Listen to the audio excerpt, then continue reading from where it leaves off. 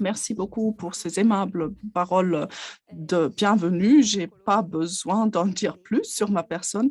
Moi, en tant qu'oncologue, pourquoi est-ce que j'ai opté pour ce sujet? Donc la première fois que j'ai parlé de ce sujet, c'était à l'occasion d'un congrès international, ayant lieu à Saint-Gall et c'était il y a presque 20 ans maintenant et dans le contexte de la prévention, le sujet du sport a fait son apparition à ce moment-là. C'est à ce moment-là, il y a 20 ans donc, qu'on a recueilli les premières données. Donc, j'en ai entendu parler pour la première fois à cette occasion. Je suis rentrée chez moi, j'étais enthousiaste et je suis entrée en contact avec, le directeur de l'époque de la cardio, réadaptation et c'est à ce moment-là que nous avons décidé de mettre en place, notre, unité de réadaptation oncologique.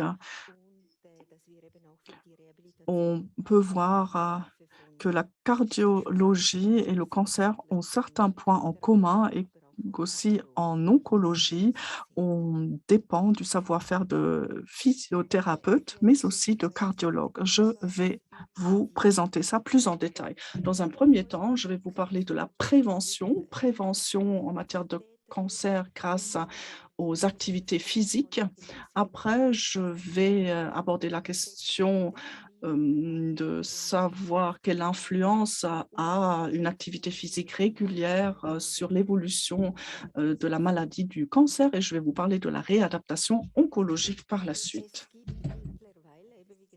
À l'heure actuelle, et comme je l'ai dit, je suis ce sujet depuis un certain nombre d'années. Mais aujourd'hui, il y a un grand nombre d'études scientifiques qui démontrent que des personnes qui font de l'activité physique régulièrement subissent un moindre risque de développer, différentes formes de cancer, les formes de cancer les plus fréquentes et celui qui, a plus d'activité physique réduit aussi son risque de contracter d'autres maladies, de développer des maladies cardiovasculaires, par exemple, le diabète et aussi, a moins de risque, de, développer une maladie psychique. Donc l'état psychique s'en voit amélioré aussi. Donc les personnes, physiquement actives, développent, moins fréquemment certaines formes de cancer à la population dans sa moyenne. C'est comme pour l'alimentation. Donc on ne peut pas éviter par une activité physique, de développer un cancer, mais pour ceux qui est de certaines formes de cancer, ça a une influence. Ça a été démontré par des études. Donc, l'activité physique régulière et le sport peuvent réduire le risque de développer des tumeurs, dans le, côlon, les seins et l'utérus. Pour ce qui est d'autres types de tumeurs tels que le cancer de la prostate, le cancer des poumons et le cancer du pancréas, là, on a pensé que ça pourrait également avoir une influence, donc le fait de faire une activité physique régulièrement. Mais il y a encore des doutes parce que la situation en termes de données n'est pas encore claire. Mais il y a aussi des formes de cancer sur lesquelles une activité physique n'a aucune influence, comme par exemple le cancer du rectum. L'activité physique, en quoi a-t-elle une influence sur le risque de développer un cancer? Sur la base d'études, d'observation, on sait qu'il y a une corrélation avec l'obésité et que certaines formes de cancer, comme le cancer des seins, après la ménopause, ou bien le cancer du côlon ou bien le cancer de l'utérus. Là, on peut développer ces formes de cancer-là si on est obèse, si on est en surpoids. Et ça correspond aussi en partie à ce que nous avons vu dans les interventions d'avant. L'alimentation joue également un rôle très important parce que l'alimentation et l'activité physique, ont tous les 2 une influence sur le poids. Ici, représenter de manière schématique l'influence de l'activité physique pour le développement du risque d'un cancer. On a démontré qu'une activité physique régulière a une influence sur différents processus biologiques et facteurs biologiques qui jouent un rôle dans le développement d'une tumeur. Pour ce qui est du cancer des seins et le cancer de l'utérus, ce sont des tumeurs dépendant en partie du moins d'hormones. Et dans ce contexte, une activité physique régulière influence la concentration d'hormones sexuelles se trouvant dans le sang.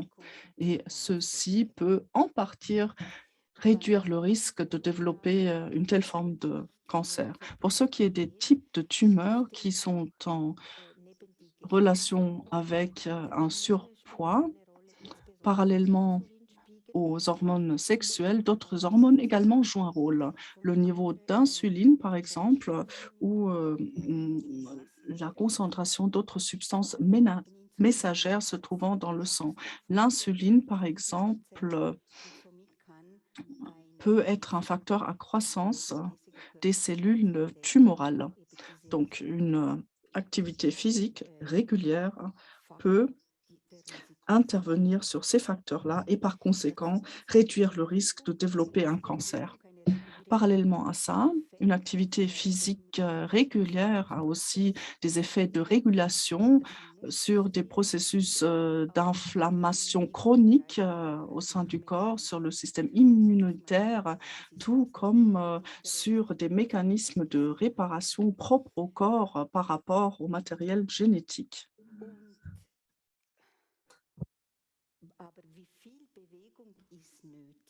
Combien d'activités physiques est nécessaire?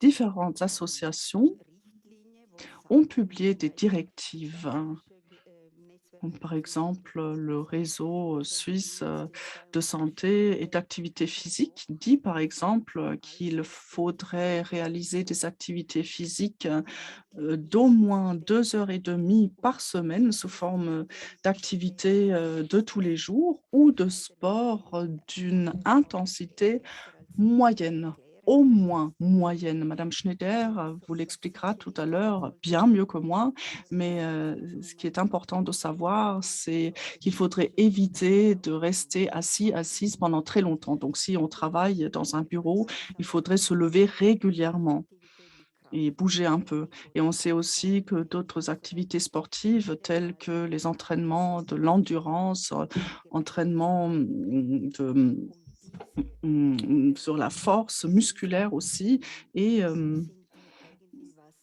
des, un entraînement d'équilibrisme ont aussi un grand bénéfice pour la santé et sont recommandés pour contrecarrer à de nombreuses maladies, non seulement le cancer.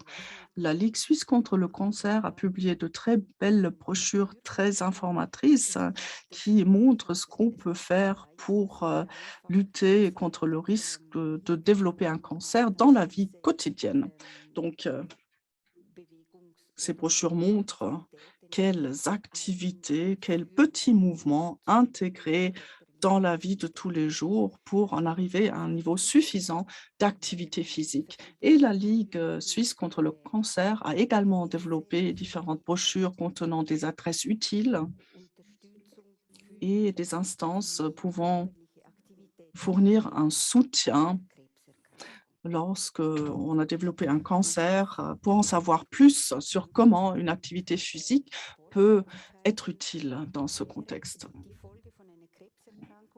Maintenant, j'en viens aux conséquences d'un cancer et d'un traitement de cancer. Donc, les effets secondaires du cancer même et les effets secondaires aussi causés par les traitements, les thérapies, eh bien, très souvent, Ceci se traduit par ce que l'on appelle le syndrome de fatigue, donc une fatigue excessive. Et on sait que dans ce contexte, grâce à une activité physique modérée, on peut en arriver à une amélioration, à une réduction de cette fatigue. Il y a également d'autres états physiques qu'on peut améliorer en ayant une activité physique.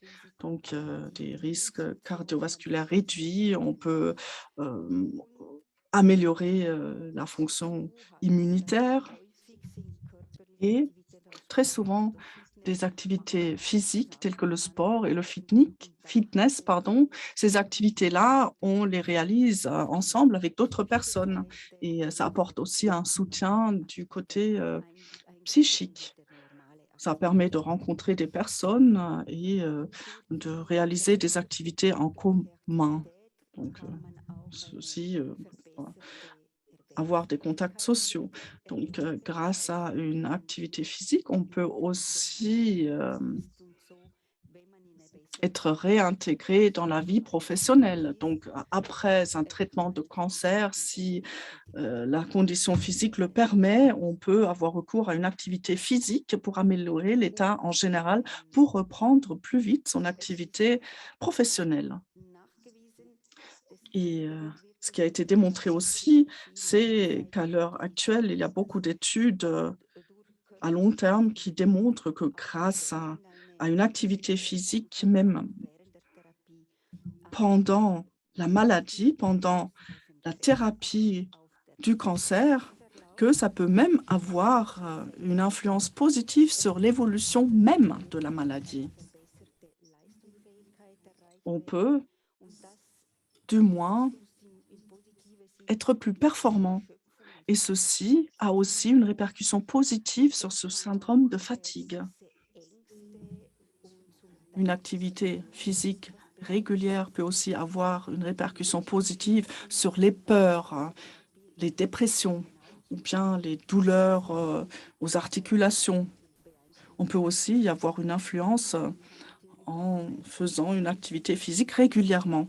Et comme je l'ai déjà dit, ça permet de rencontrer des personnes, de faire des expériences d'une autre nature et de mener un échange avec d'autres personnes. Voilà, pour résumer, j'aimerais bien vous montrer cette image pour vous parler des avantages du sport avant et après un traitement euh, de cancer. Donc, ça permet d'augmenter l'endurance, la force aussi, ça permet d'être plus agile, plus souple. Ça permet de promouvoir le sens de l'équilibre. On peut augmenter euh, sa propre résistance physique, donc améliorer la qualité du système immunitaire. Et pour ce qui est de certaines thérapies, on sait que les effets secondaires sont des nausées, par exemple, la fatigue des articulations qui font mal, inflammation aux articulations. Ça, on peut aussi le réduire grâce à une activité physique régulière. On a entendu dire que lorsqu'on a développé un cancer, on présente souvent des syndromes de malnutrition, mais il y a aussi le contraire qui peut être le cas. On le voit notamment pour ce qui est des femmes avec un cancer des seins. Pendant la chimiothérapie, certaines femmes prennent du poids à cause du fait qu'elles ont moins d'activité physique et aussi à cause des médicaments même qui font en sorte à ce qu'on a plus d'appétit. Très souvent, on utilise la cortisone, pardon, qui a aussi un effet stimulant l'appétit. Et en exerçant une activité physique régulièrement, on peut mieux réguler son poids, sa prise de poids. Et si l'on fait des activités en groupe, on peut nouer des contacts, faire la connaissance d'autres personnes et on sait aujourd'hui que ça a aussi une conséquence positive, un effet positif sur l'état mental et sur les interactions sociales en général. et on peut faire de nouvelles expériences dans ce cadre-là. Maintenant, je vais vous parler de la réadaptation oncologique. À l'hôpital de Lille, en coopération avec les cardiologues, avec les physiothérapeutes et avec d'autres disciplines telles que les diététiciennes, médecins nutritionnels, la les experts en thérapie de la douleur. Donc, nous sommes une équipe très multidisciplinaire qui interagissons avec le patient, qui le conseillons pour savoir ce qui lui convient de mieux dans sa situation actuelle. Donc, sous le contrôle des cardiologues et des thérapeutes de sport, on administre une thérapie sportive aux patients, un véritable entraînement. Mais de l'autre côté, on regarde également de quel genre d'autres thérapies le patient pourrait avoir besoin. Donc, une physiothérapie ciblée si le patient présente certains problèmes pour ce qui est de son appareil de mouvement, ou bien après une opération, ou le conseil nutritionnel, ou bien la psychothérapie. Les patients y ont également très souvent recours. Et au sein de ce groupe, on s'échange très souvent en l'espace de 12 semaines. Le patient subit une unité d'entraînement 2 fois par semaine.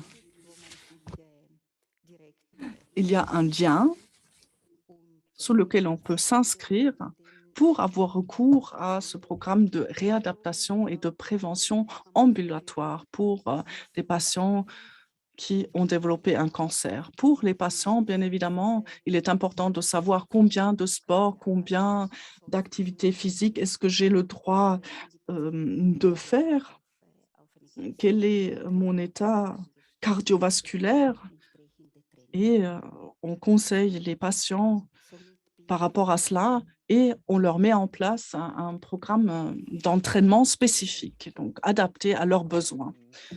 Merci beaucoup, Manuela. Est-ce qu'on va continuer tout de suite ou est-ce qu'on va admettre des questions? Moi, j'aime bien qu'on admette des questions directement parce qu'une question du chat nous est parvenue. Donc, nous avons entendu que l'activité physique, le sport avant le cancer, pendant le cancer et après le cancer, que c'était toujours une bonne chose. Mais activité physique, ça veut dire quoi? Sport, ça veut dire quoi? Est-ce qu'il faut atteindre une certaine fréquence cardiaque? Tu as un petit conseil à nous donner dans ce contexte? Madame Schneider, ma collègue, vous en parlera dans les détails, mais je peux déjà vous dire la chose suivante. Donc, chez nous, dans le contexte d'une réadaptation, on procède à un test de charge, un test de sollicitation pour voir quel est l'état général de l'individu concerné. Il n'y a pas de solution générale. Le programme est vraiment adapté aux patients concernés, à la patiente concernée. Et il est clair que si une personne a depuis toujours été très active, on va commencer à un niveau supérieur et construire quelque chose sur cette base-là. Donc, l'état général joue donc un rôle dans les conseils que vous allez donner. Oui, tout à fait. Et il faut dire aussi qu'il y a beaucoup de personnes qui tombent malades, qui développent un cancer, qui n'étaient pas très sportives par le passé et que maintenant, elles ont le besoin d'en faire un peu plus. Donc, si quelqu'un veut essayer de faire quelque chose sans consigne, sans encadrement professionnel, eh bien, il faudrait faire attention à ne pas être dépassé, à ne pas trop se solliciter parce que ça pourrait mener à certains symptômes. Donc, il faudrait se faire conseiller par un médecin dans un premier temps.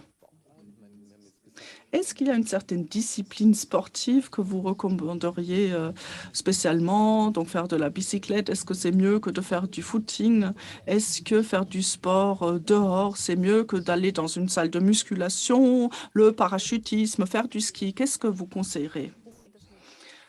L'activité physique en général, donc n'importe laquelle, c'est toujours une bonne chose. Et il faut que cela vous plaise, bien évidemment, et il faut que ce soit durable. Parce que si vous commencez à faire quelque chose, il faut que cela vous plaise pour que ça reste durable, pour que vous ne baissiez pas les bras. Et ça dépend toujours de la personne concernée. Il y a des personnes qui préfèrent être en salle de musculation, d'autres encore préfèrent être dehors dans la nature. Oui, c'est très important ce que vous dites. Il faut faire ce qui vous fait plaisir. Si on aime les salles de musculation, voilà ce qu'il faut faire. Si on aime être dehors dans la forêt, en promenant le chien ou en faisant une promenade avec les amis, c'est pour cette possibilité-là qu'il faudrait opter. Et c'est toujours mieux de faire ce qui vous plaît que d'être contrainte à faire quelque chose. Et pour ce qui est de cette activité physique, est-ce qu'il n'y a pas le danger que vous exagériez? Est-ce que ça présente même des effets contraires pour la thérapie du cancer? Non, non.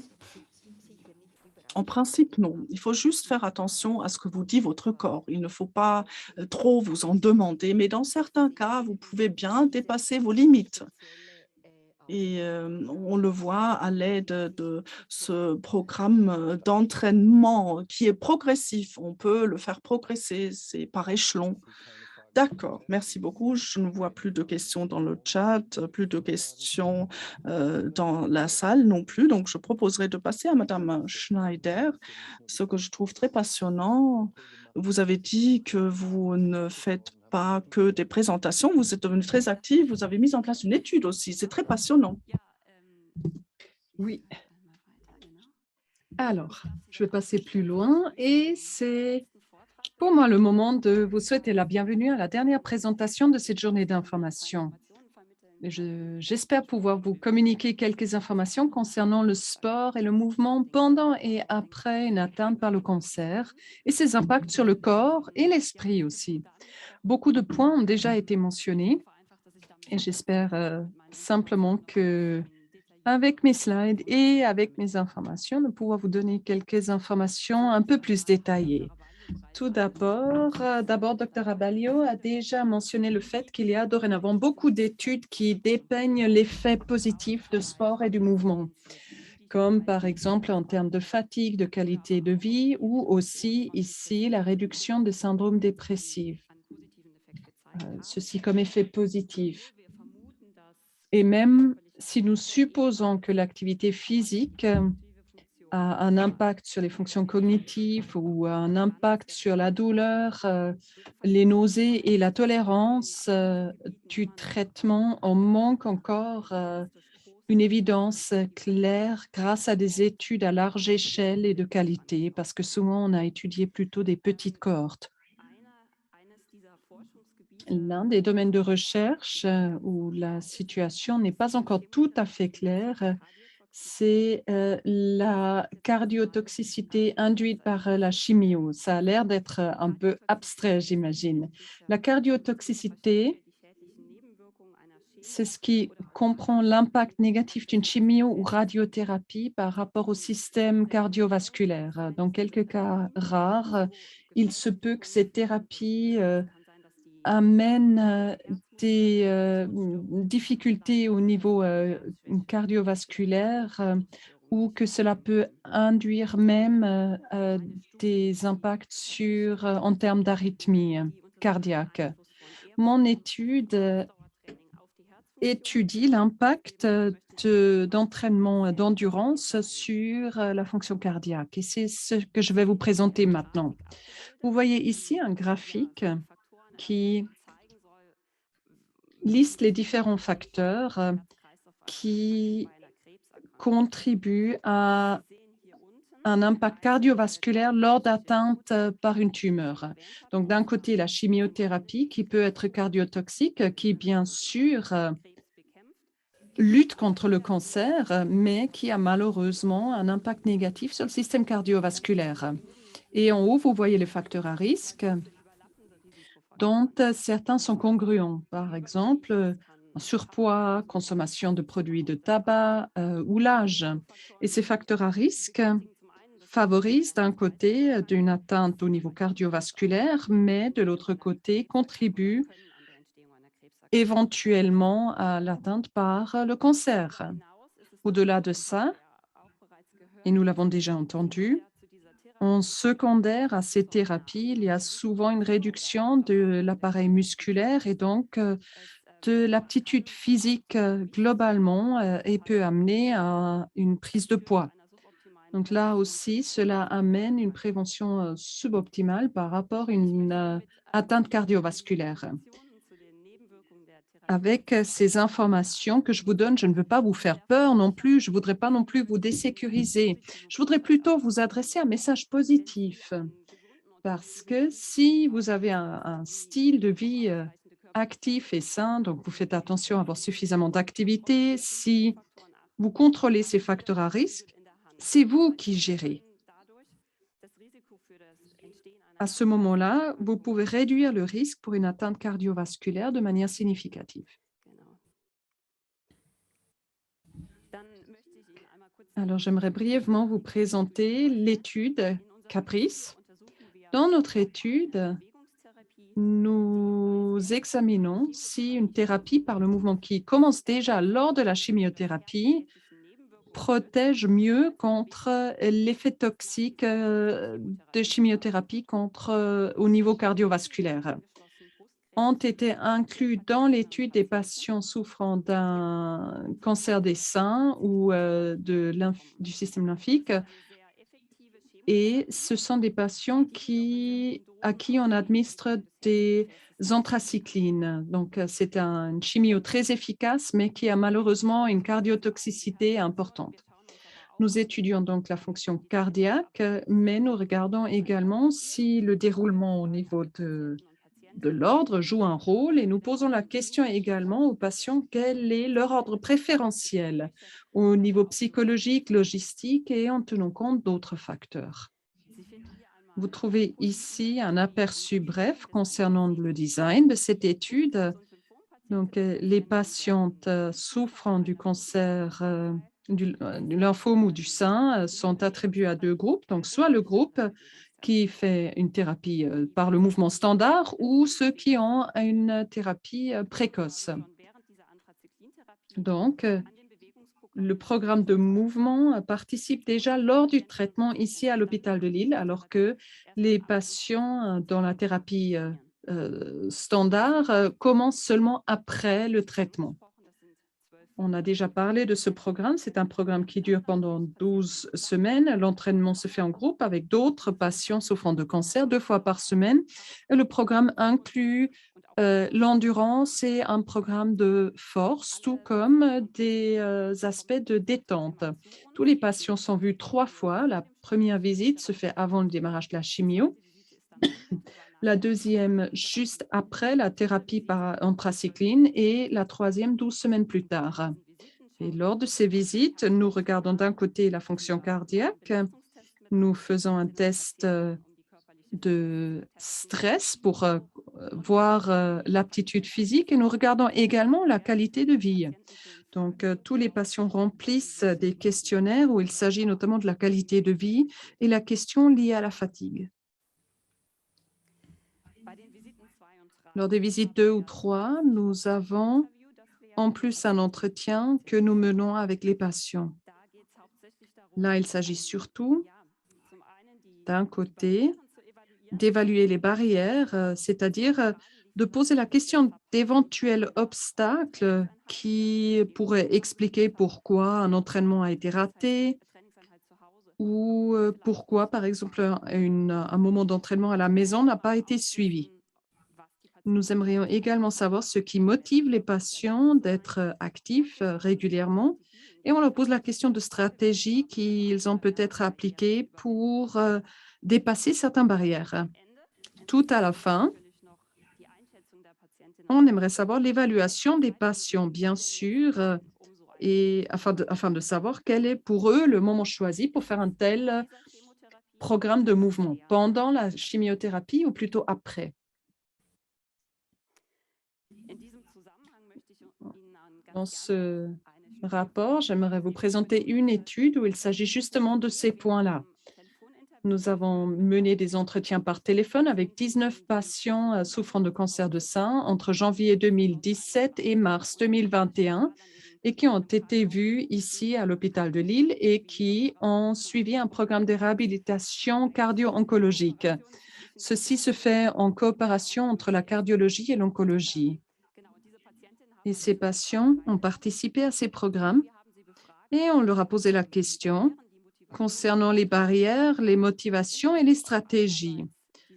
D'un côté, par rapport à l'entraînement qui se fait dans le centre, ici à l'Inselspital, à l'hôpital de Lille, et on leur a également posé la question concernant leur motivation et les barrières par rapport à leur entraînement à domicile, pendant et après le programme.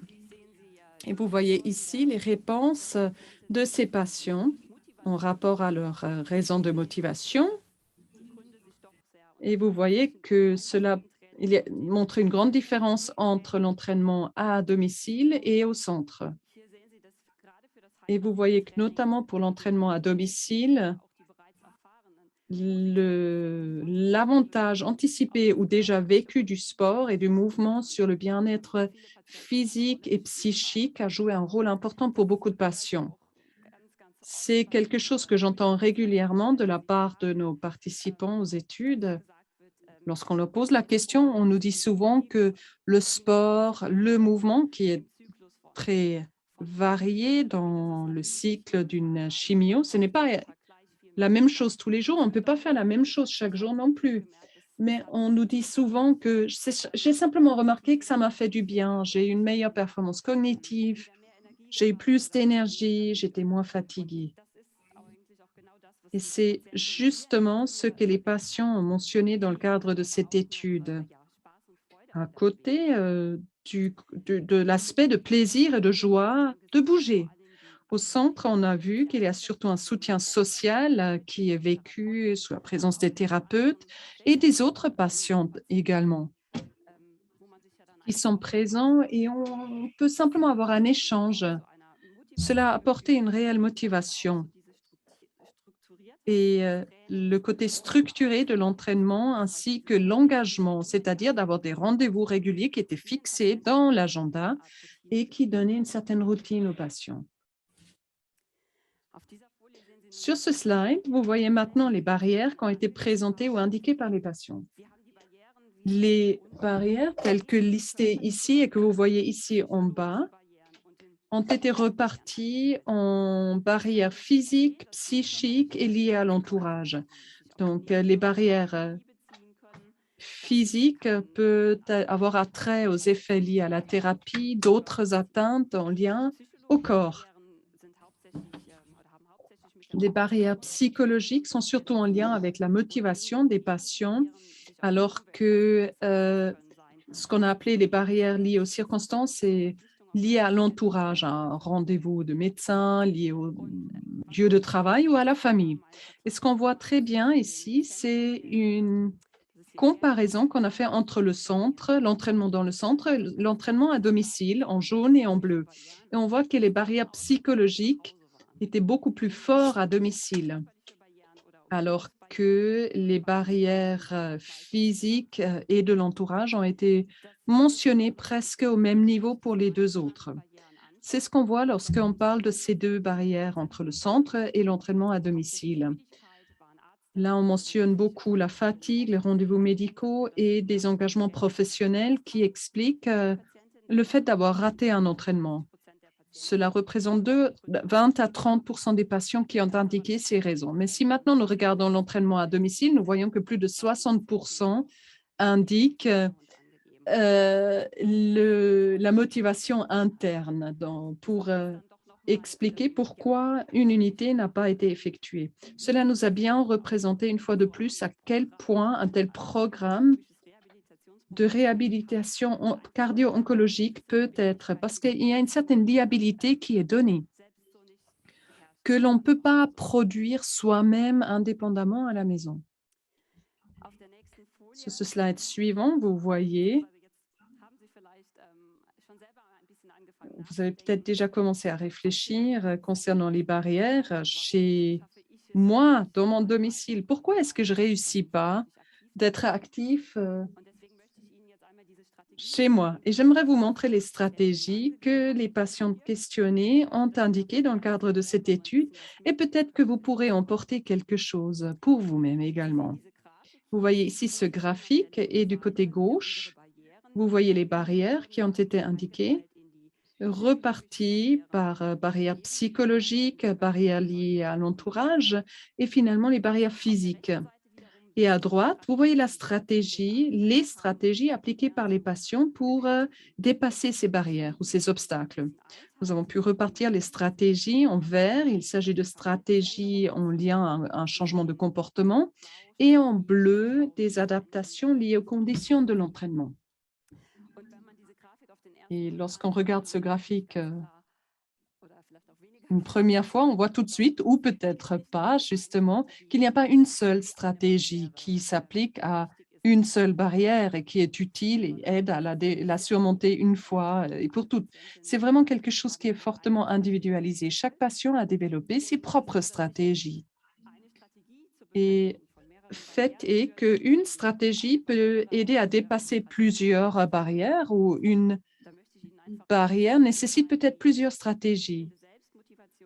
Et je vais vous montrer plusieurs barrières, par exemple un manque de motivation intrinsèque ou une autodiscipline qui a été mentionné par plusieurs patients. Ça a été souvent déplacé avec un changement par le comportement. Cela signifie que, par exemple, on a créé une obligation, par exemple en ayant un rendez-vous pour faire du sport, où les unités ont été prévues à l'avance. Si par contre nous regardons ces unités d'entraînement qui ont été fixées à l'avance, cette stratégie a également aidé en termes à l'explication qu'on n'a pas le temps ou la garde des enfants ou les temps de travail irréguliers. Donc, c'est quelque chose qui est très variable. Si maintenant nous regardons la barrière de la fatigue, qui est quand même dominante et qui continue des fois après la thérapie, cette barrière a été indiquée par 10 des femmes questionnées. Il s'agissait surtout d'une stratégie,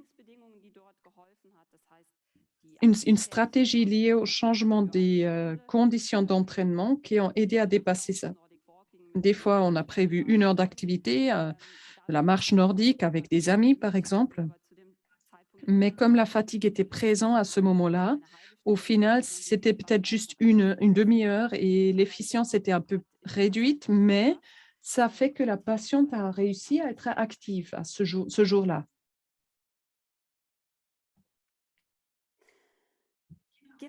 Voilà, j'en arrive déjà à mon dernier slide avec quelques informations que j'aimerais partager avec vous. D'un côté, clairement, ce que j'ai déjà souligné, les stratégies qui ont été appliquées pour dépasser ces barrières et qui peuvent être extrêmement individuelles. Donc, pour vous aussi, il faut que vous réfléchissiez individuellement concernant ce que vous pouvez appliquer chez vous ou quelles sont les barrières que vous rencontrez. Pour beaucoup de patients, dans le cadre du sondage, le fait de créer une liabilité ou de prévoir les activités en avance, de prendre rendez-vous avec des partenaires ou des amis, c'est quelque chose qui a aidé. Mais ça peut diverger d'une personne à l'autre. Et j'en arrive maintenant au point suivant. En termes de recommandations, on recommande une intensité modérée. Et comme la doctoresse Rabalio l'a déjà mentionné, il n'y a pas encore de directives spécifiques au cancer où on peut dire tant et tant de minutes à telle et telle intensité avec le pouls à tel et tel niveau. Ça n'existe pas. Donc, nous suivons les recommandations générales de l'OMS qui nous disent que pour un entraînement d'endurance, on recherche les 150 minutes à intensité modérée ou sinon 75 minutes avec une intensité intense ou sinon de travailler avec une combinaison d'intensité modérée et intense. Ces recommandations sont complétées par rapport à une recommandation à l'entraînement de force recommandée à 2 fois par semaine avec un entraînement des grands groupes musculaires afin de maintenir les muscles et de les renforcer. Comment l'appliquer pratiquement est justement quelque chose qui est très variable. Si on prend l'exemple de l'endurance, vous êtes peut-être actif 5 fois par semaine pendant 30 semaines et donc c'est facilement intégrable dans la semaine. 30 minutes, c'est gérable même lors d'une journée de travail. On le fait le matin, pendant une pause de midi ou l'après-midi ou le soir, ou il se peut aussi que vous n'ayez pas de temps pendant la semaine et que vous arrivez à faire quelque chose seulement 1 ou 2 fois par semaine, mais vous faites plus pendant le week-end. Donc, vous allez peut-être faire de la randonnée en montagne, vous faites un tour en vélo. Ça peut représenter beaucoup de choses et au final, cela vous amène également à ces 150 minutes d'intensité modérée. En rapport aux intensités, j'aimerais rajouter, on se pose souvent la question: «Qu'est-ce qui est modéré et qu'est-ce qui est intense?» Et là, je crois que le plus important est le fait de développer votre ressenti physique. Si vous êtes actif, posez-vous la question: «Comment est-ce que je ressens ma respiration? Quel est mon pouls?» Si la respiration est un peu plus bas, le pouls est un peu élevé, mais vous arrivez encore à dire 2 ou 3 phrases sans trop de difficultés. Si vous marchez avec d'autres personnes, vous faites la marche nordique, vous faites la randonnée, c'est le domaine modéré d'un entraînement. Ça, vous pouvez maintenir dans la durée, mais vous remarquez quand même que la respiration est un peu plus profonde que si vous êtes simplement chez vous et que vous faites à manger, par exemple. Le domaine intense, là, vous remarquez que la respiration s'accélère de manière significative. C'est pas juste plus profond, mais plus rapide aussi. Vous voyez que vos muscles se fatiguent, vous ressentez ce qui se passe dans vos jambes, vous arrivez à moins bien parler. C'est un peu entrecoupé, vous devez reprendre votre respiration entre 2. Donc vous pouvez parler, mais c'est un peu coupé, entrecoupé et cette intensité-là peut être maintenue, 5 à 15 minutes, mais après il faut clairement baisser ou il faut même prendre une pause et là, on parle d'intensité, intense. J'ai réfléchi au préalable si je devais vous montrer des types de sport ou des mouvements qui pourraient refléter, une intensité à différents niveaux, mais on a opté contre, car, toutes les activités peuvent être pratiquées de manière modérée ou intense. C'est une question de gestion. Pour, beaucoup, faire du vélo peut être modéré, mais si vous montez un col, avec un vélo de course, c'est extrêmement intense et c'est long aussi. Et comme la doctoresse Rabalio l'a déjà dit, essayez de trouver un sport qui vous fait plaisir ou un mouvement que vous aimez faire et que vous arrivez à facilement intégrer, dans votre quotidien. Parce que c'est ainsi que vous pourrez assurer la régularité. Sinon, il est important aussi d'apprendre à évaluer son niveau d'énergie. Donc, de réfléchir quand c'est qu'on a le plus d'énergie pendant la journée. Est-ce que je suis plus performante pendant la matinée, à midi, l'après-midi ou le soir? Et essayez de façonner vos journées pour que les activités nécessitant une énergie intense soient effectuées à ce moment-là, alors que d'autres activités nécessitant moins d'énergie soient appliquées plus tard, utilisées plus tard. Cela m'amène déjà à mon message le plus important que j'aimerais vous adresser.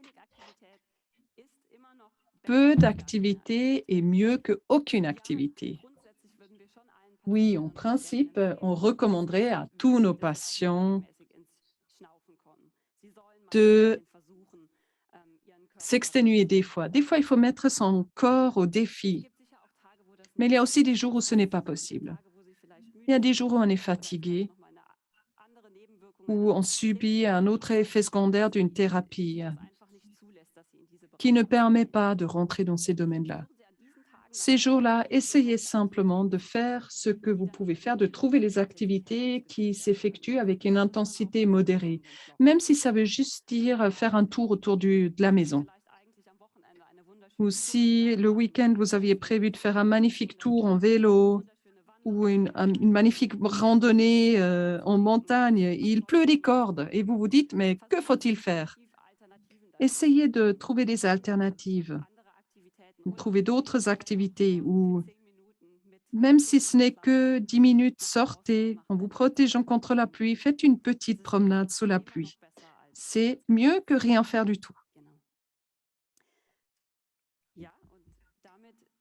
Et je vous remercie donc de votre attention. J'espère que vous pourrez emporter quelque chose pour vous à la maison et je me tiens à votre disposition pour vos questions. Merci beaucoup.